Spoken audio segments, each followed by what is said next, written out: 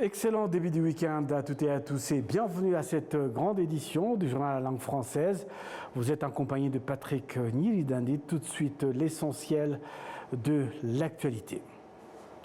Le président de la République, Paul Kagame, et le président de la Fédération internationale de football association la FIFA, Gianni Infantino, ont pris part en ce jour au FIFA Football Clinic Festival, un événement sportif dédié aux enfants organisé au stade Amahoro. Cette initiative de la FIFA vise à promouvoir l'amour du football chez les jeunes tout en renforçant les valeurs de la cohésion sociale, du fair play et de la convivialité à travers le sport. Le programme met un accent particulier sur le développement du football à la base de l'inclusion des jeunes filles dans la pratique sportive. Au total, 220 enfants provenant des différentes académies de football à travers le pays ont participé à ce festival. Il se compose de 100 jeunes filles et 120 jeunes garçons répartis dans les catégories de moins de 11 ans, moins de 13 ans et moins de 15 ans. Chaque académie a sélectionné 20 enfants, offrant ainsi une représentation équilibrée des structures de formation existantes au Rwanda. Les matchs et activités se sont déroulés dans un esprit purement éducatif et récréatif, sans enjeu de trophées ou de classements. L'objectif principal était de permettre aux enfants de jouer, d'apprendre et de s'épanouir à travers le football dans un cadre ludique et motivant. À la fin des activités, le président Paul Kagame et le président de la FIFA ont procédé à la remise des récompenses aux jeunes participants. Ce geste symbolique s'inscrit dans le cadre des festivités de fin d'année et vise à encourager ces jeunes talents à poursuivre leur passion pour le sport. Chaque enfant a reçu un ballon de football, tandis que les académies participantes ont également bénéficié des dotations. Au total, 250 ballons ont été distribués lors de ces événements. Par ailleurs, il a été annoncé que 5000 ballons seront remis à l'ensemble des académies de football du pays avant la fin de l'année, témoignant ainsi de l'engagement continu de la FIFA en faveur du football de base au Rwanda. La ville de Kigali a entamé l'aménagement de parcelles non construites ainsi que des bâtiments inachevés dans le but d'améliorer l'assainissement et de prévenir l'anarchie urbaine qu'il engendre. Le détail avec Michel Iladoukound. En plein centre-ville de Kigali, une parcelle située au-dessus du grand rond-point, longtemps restée sans construction, illustre cette nouvelle approche. Jadis entourée de tôles métalliques et source de désordre et d'insalubrité, elle a récemment été transformée en un espace vert attrayant. Les tôles ont été retirées pour faire place à un jardin public décoré aux couleurs des fêtes de fin d'année, attirant de nombreux citoyens et visiteurs qui viennent s'y détendre, se prendre en photo et découvrir les activités culturelles installées sur le site. Selon les habitants du quartier, cette initiative constitue une réponse efficace aux problèmes d'insécurité, d'accumulation de déchets et de dégradation de l'image de la ville que posaient ces parcelles abandonnées. Ils estiment que l'aménagement temporaire de ces espaces contribue non seulement à améliorer l'hygiène, mais aussi à embellir la capitale. Cette action s'inscrit dans un programme plus large de la ville de Kigali, visant à responsabiliser les propriétaires de terrains non bâtis et d'immeubles inachevés. Les autorités municipales encouragent les investisseurs à accélérer la mise en valeur de leurs parcelles conformément aux dispositions du plan directeur d'urbanisme de Kigali. À défaut de construction dans les délais requis, la ville procède à une utilisation alternative de ces terrains, notamment à travers l'installation de jardins publics et d'espaces verts. Par ailleurs, cette initiative ouvre de nouvelles opportunités économiques. Des entrepreneurs locaux ont commencé à exploiter ces espaces verts aménagés en y développant des activités liées à l'horticulture, à la décoration urbaine et à l'animation culturelle, générant ainsi des revenus tout en contribuant à l'amélioration du cadre de vie.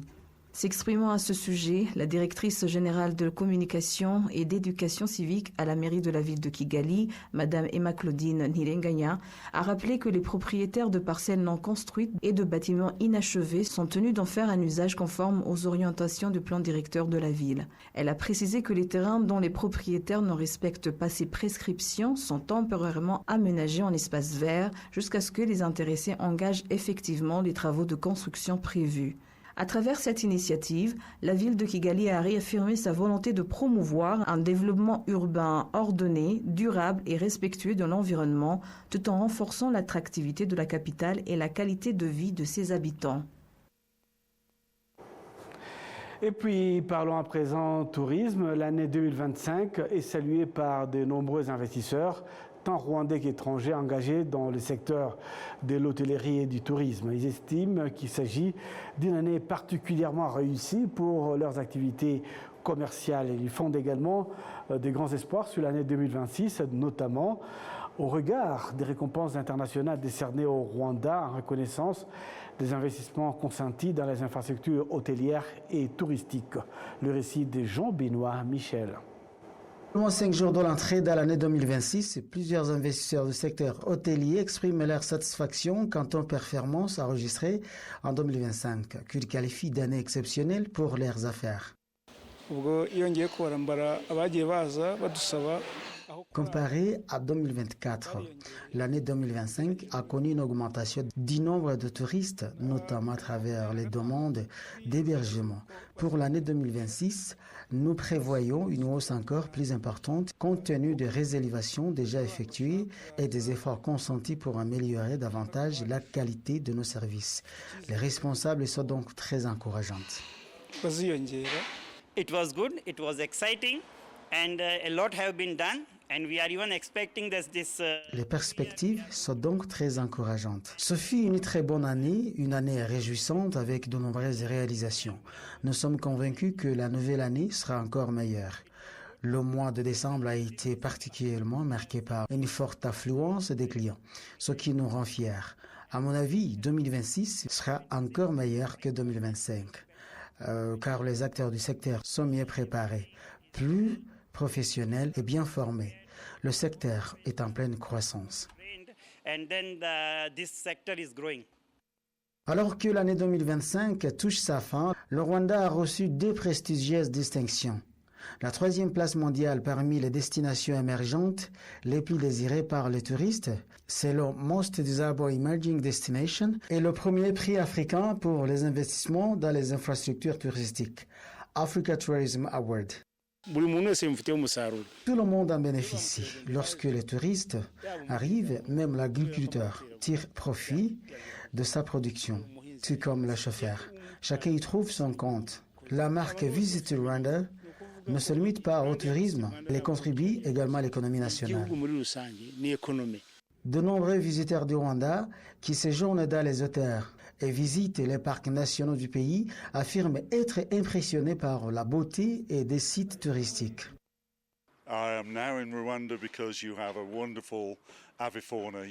Je suis au Rwanda parce que vous avez de nombreux oiseaux magnifiques. Vous avez un très bon pays. J'aime particulièrement vos 1000 collines, vos lacs et la gentillesse de votre population. Hier, j'étais confronté à un froid intense au Royaume-Uni. Et aujourd'hui, je me retrouve dans un pays chaleureux d'Afrique centrale. Je me sens très bien accueilli et je vous remercie pour votre hospitalité. Depuis l'année dernière, je suis venu au Rwanda 3 fois. J'ai visité 9 autres pays dans le monde, mais aucun ne m'a donné envie d'y retourner aussi souvent que le Rwanda. C'est un pays exceptionnel, animé par des personnes déterminées à progresser, à innover et aller toujours plus loin. Thank you for welcoming me to your beautiful country. Ces distinctions viennent s'ajouter à la reconnaissance accordée par le magazine National Geographic, spécialisé dans la nature et la faune sauvage, qui a classé le parc national de la Kagera parmi les 25 destinations incontournables à visiter dans le monde en 2026. The best place in the world to travel in 2026. Le responsable des partenariats du parc, Jean-Paul Karinganire, indique qu'en Afrique, c'est le Rwanda, le Maroc et la Namibie figurent sur cette prestigieuse liste. Ni ishema kuri twebwe ndetse binaduhereza umukoro wo kumenya ko ibi ngibi bizana n'izindi responsabilités ngo twatangiye kubona ama request. C'est une grande fierté pour nous. mais aussi une responsabilité supplémentaire. Nous recevons déjà de nombreuses demandes de visiteurs souhaitant de découvrir ce qui a été mis en avant. Cela nous ouvre de nouvelles opportunités et nous encourage à promouvoir davantage notre culture d'hospitalité en offrant aux visiteurs une expérience qui classe, qui dépasse leurs attentes. Le Rwanda ambitionne de générer 1,1 milliard de dollars américains de recettes touristiques d'ici 2029, contre 649 millions de dollars enregistrés à l'année 2024. À Kigali, je suis Jean-Benoît Michel.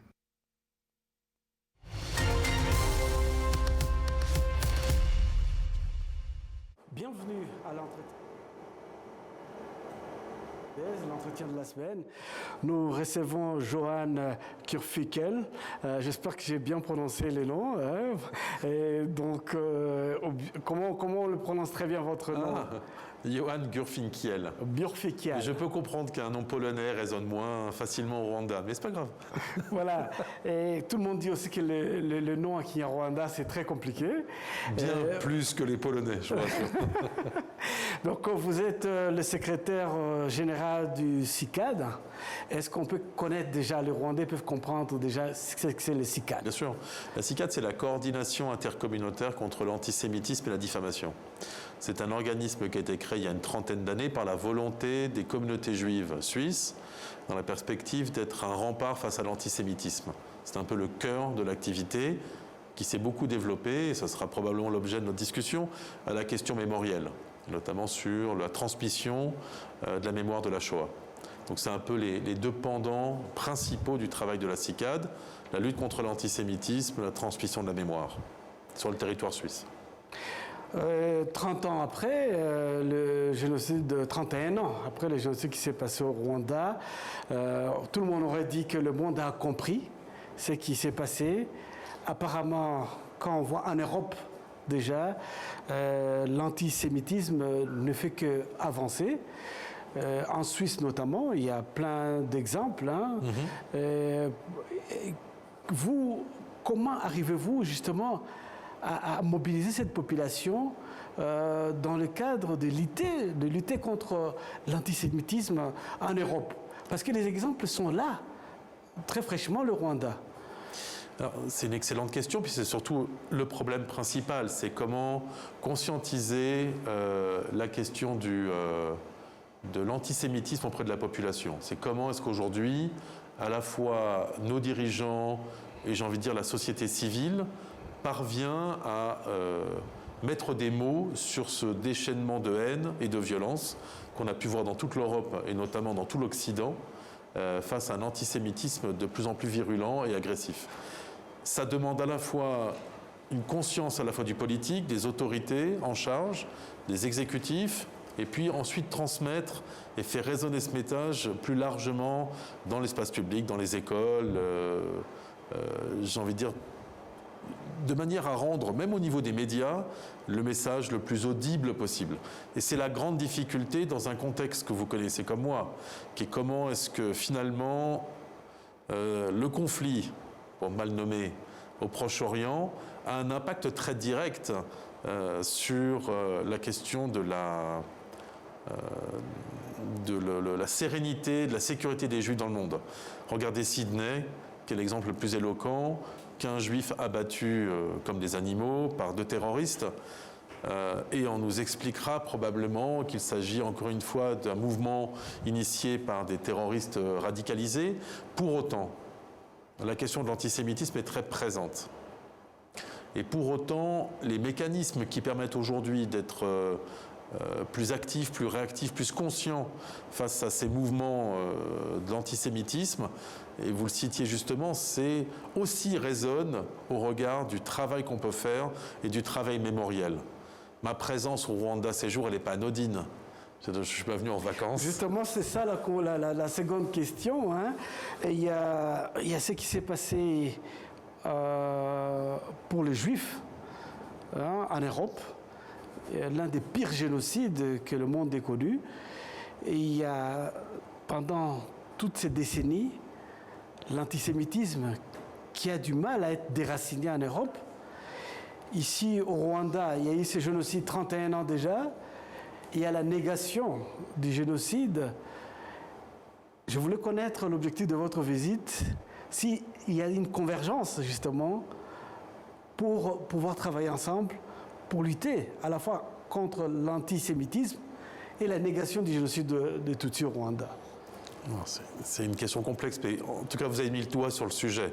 L'objectif numéro 1 du projet qu'on essaye de lancer, il s'appelle Convergence des mémoires. Il est le fruit en fait des contacts depuis un certain nombre d'années avec les représentants diplomatiques rwandais et surtout Ibuka en Suisse, dont je salue le président qui sera au Rwanda dans quelques jours, avec lequel j'avais eu des échanges nombreux dans cette idée de dire on partage un patrimoine historique commun. On a cette mémoire génocidaire qui est très fortement ancrée chez nous. J'ai envie de dire, pour les Tutsis, c'est 31 ans, c'est extrêmement jeune encore, donc il n'y a pas eu cette période aujourd'hui de résilience qui est totalement aboutie, ni de pouvoir imaginer tourner la page, c'est pas possible. On reste jamais, je veux dire, vous parlez de gens qui ont été des victimes et des témoins de premier plan, que j'ai pu rencontrer depuis 24 heures. Je suis simplement que la 3e génération et ça reste encore très présent chez moi. Mais je pense qu'il y a un travail de convergence de mémoire qui doit permettre aussi de conscientiser ce qu'est véritablement un génocide. Ça me paraît nécessaire pour les futures générations parce que je pense que la formation des jeunes, mais pas seulement des jeunes, doit s'inscrire dans une formation citoyenne et comme vous l'avez dit, vous reprenez les mots d'Elie Wiesel. Après la Shoah, on pensait que le monde avait appris quelque chose. Preuve en est, après le génocide des Tutsis, le monde n'a rien appris. Regardez les conflits actuels et de la manière dont s'opèrent aussi un certain nombre d'exterminations qui ont été orchestrées. Non, le monde n'a pas appris. Et je pense qu'il y a un travail qui est porté par la société civile qui doit aujourd'hui s'inscrire dans l'ADN de tout pays. Et c'est probablement la discussion que j'aurai aussi avec le ministre tout à l'heure. Cette question, pour moi, elle est fondamentale. Comprendre le racisme, comprendre l'antisémitisme, transmettre cette mémoire du génocide et aussi des Tutsis, elle est tout aussi importante pour moi. J'éduque mes enfants aussi dans cette conscience. Mais au-delà de mes enfants, je veux que le message soit porté dans les communautés juives pour comprendre ce qu'a été le génocide des Tutsis, de la même manière qu'il est important que les jeunes Rwandais comprennent aussi que ce processus mental qui permet d'aboutir à ce genre de génocide, de massacre perpétré comme on a pu le voir, doit faire partie d'une formation plus profonde. Il faut que les États et les gouvernements comprennent que la formation académique ne sera jamais aboutie s'il n'y a pas une formation aussi à former des citoyens armés psychologiquement et intellectuellement face à des drames tels qu'on a pu les voir. La question génocidaire, la question de la discrimination. Si l'antisémitisme trouve encore des alliés capables de porter ces messages de haine et de violence, c'est qu'effectivement notre travail, on ne l'a pas fait. Quelle que soit l'instrumentalisation, vous savez comme moi, la question géopolitique est très présente. Mais au-delà de la question géopolitique, il y a aussi un effort à faire de la part de tous les ministères de l'éducation nationale dans tous les pays du monde, qui est de dire on ne formera pas nos jeunes tant qu'on n'a pas réussi aussi à les rendre conscients de l'univers dans lequel on doit coexister les uns avec les autres. Et j'aimerais savoir un peu, peut-être le public aussi rwandais, comment le citoyen lambda en Suisse appréhende un peu ce qui s'est passé au Rwanda, les génocides perpétrés contre les Tutsis. Alors je pense que César Morangira sera plus à même que moi de le faire, mais mon sentiment, pour organiser, on a un département qui gère notamment toutes les questions éducatives dans les écoles et qui propose des ateliers de formation à la fois sur la question de la mémoire et à la fois sur la question de la discrimination. Mon sentiment, c'est que je pense que dans l'imaginaire, c'est un sujet qui est très lointain. Le Rwanda n'est pas un pays européen, n'a pas impliqué en tout cas les Suisses. Voyez déjà comment certains gouvernements qui ont une part de responsabilité n'ont pas véritablement fait ce travail non plus de mémoire dans leur propre pays. Alors comment imaginer aujourd'hui qu'ils laissent véritablement une empreinte chez les jeunes? Et je pense que c'est une erreur. C'est une erreur parce que de la même manière que je vais m'exercer à transmettre cette mémoire de la Shoah, à laquelle j'essaye de façon quasi systématique d'associer le génocide des Tutsis, on doit aussi associer aussi nos amis arméniens, parce que cette conscience du génocide doit s'opérer. Et c'est à la société civile qu'il appartient de valoriser, se battre. Je ne sais pas, hier j'étais avec Aegis Trust ou avec Ibuka Rwanda. Ces gens font un travail qui est monumental, colossal. Et on sait qu'étant militant, on n'a pas le choix. On porte à bout de bras, en fait, ce combat, mais qui doit s'inscrire aussi dans une conscience qu'on se doit de le faire aussi pour l'humanité tout entière. Il y a vraiment presque une question prophétique, j'ai envie de dire, dans la transmission de la mémoire des génocides. Et je pense que ce n'est pas suffisamment fait. Je pense que la question du génocide des Tutsis est aujourd'hui quelque chose qui est très éloigné de la préoccupation, voire de l'intérêt à la fois des jeunes, des enseignants et de la société civile. Et c'est une erreur. C'est une erreur qu'il faut réparer, rectifier. Ça doit rentrer aujourd'hui dans le cursus d'enseignement. C'est nécessaire, au même titre que la Shoah, que le génocide arménien. C'est une réalité à laquelle on doit aujourd'hui être éveillé. Oui, et le Rwanda a entamé un long processus de réconciliation. D'une part, il y a ceux qui ont commis les génocides, il y a d'autre part ceux qui ont subi les génocides, et ces deux groupes vivent ensemble aujourd'hui. Et comment voit-on cela un peu vu de l'étranger? C'est stupéfiant. Je vous le dis, je suis toujours abasourdi. De façon très positive, de la manière dont s'est orchestré politiquement ce choix qui était de trouver un chemin de réconciliation nationale. J'ai, avec mon historique et ma perception très européenne de la manière dont certains génocides ou la guerre, je pense à 39-45, a pu ensuite travailler à sa propre réconciliation européenne, c'est un processus qui s'est étalé pendant des décennies. De voir comment le Rwanda a pu conceptualiser, concevoir la question de la réconciliation nationale en confrontant à la fois les victimes et les bourreaux, absolument incroyable. Et surtout, je le vois et je l'entends et je l'ai entendu là depuis que je suis arrivé, ça fonctionne. Alors évidemment qu'il n'y a pas de projet absolu qui fonctionne à 100%, mais c'est plus qu'historique. C'est un choix, d'abord c'est d'une finesse et d'une intelligence qui est absolument incroyable. Et surtout que le processus à mettre en place est assez époustouflant. Mais je comprends les idées, oui. Et je suis, encore une fois, la confrontation avec ce processus est assez époustouflante.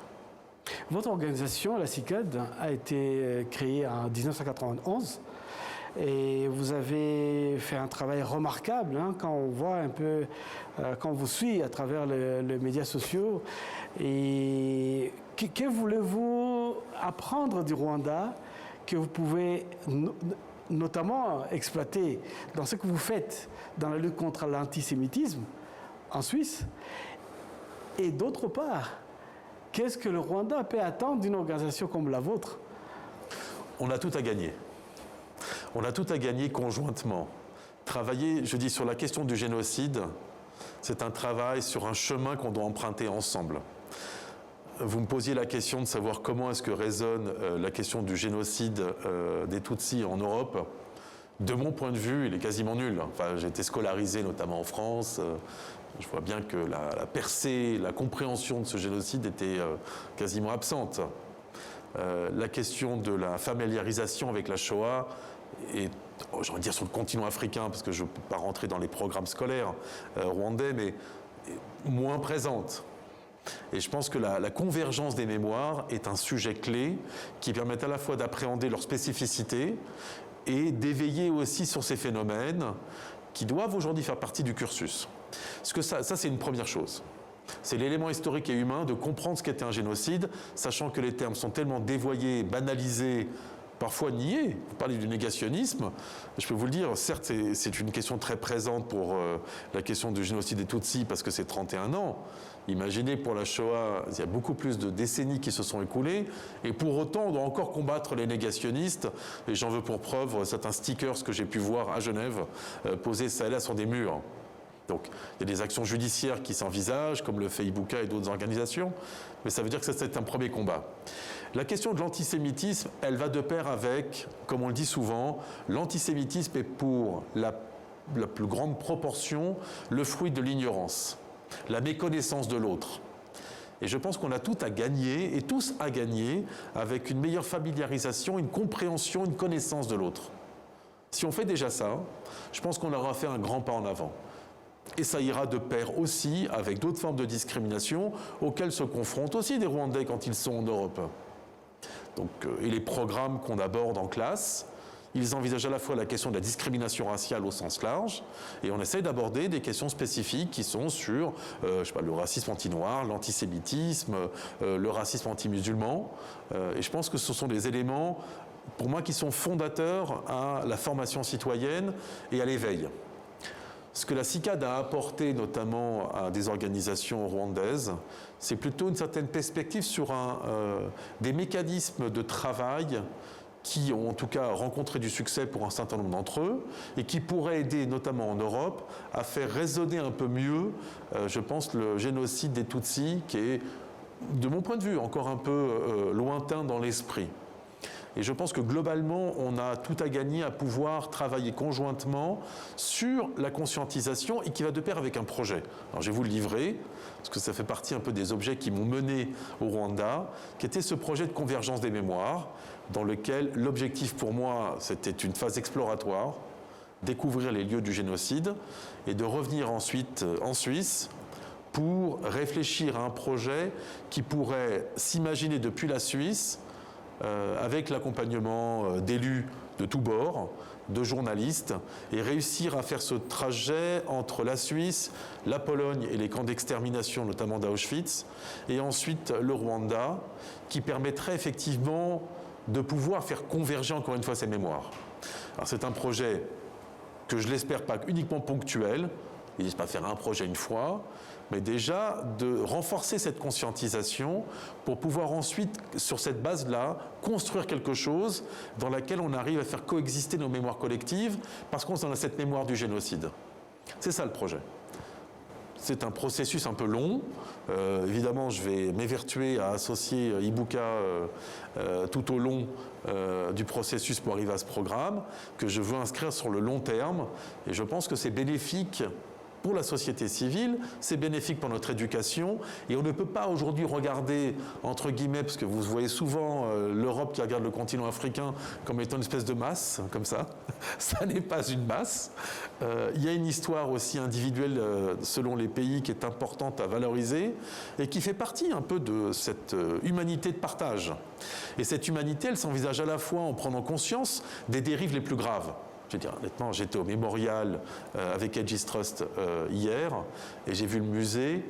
C'est ahurissant. Je veux dire, on n'en sort pas indemne. Et pourtant, Dieu sait que j'ai fait la question de la Shoah chez moi très présente. Une grande partie de ma famille a été déportée, exterminée pendant la Deuxième Guerre mondiale. Donc ce sont des images que je connais par cœur.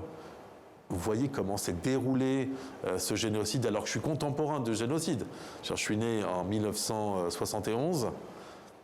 J'avais donc passé la vingtaine, donc je découvrais ces images à la télévision. On ne peut pas garder une distance, on ne peut pas être froid face à la manière dont s'est opéré ce génocide. Et je veux dire, si c'est le cas pour moi, ça doit résonner chez tout le monde de la même manière. Et il faut le faire sur la base, effectivement, de la compréhension du phénomène génocidaire. Ce qu'on voit aujourd'hui, je veux dire, on n'est pas confronté à un génocide tous les jours, fort heureusement d'ailleurs, mais de comprendre comment la violence, la haine, le discours va potentiellement mener à une entreprise exterminatoire, à l'industrialisation de la mort. C'est ça en fait l'élément clé, et ça on a tous notre petite pierre à apporter à l'édifice, avec humilité, mais avec détermination. Merci beaucoup. Merci à vous. Très honoré par l'invitation en tout cas, merci. Oui, je rappelle aux téléspectateurs que vous êtes le secrétaire général de CICAD.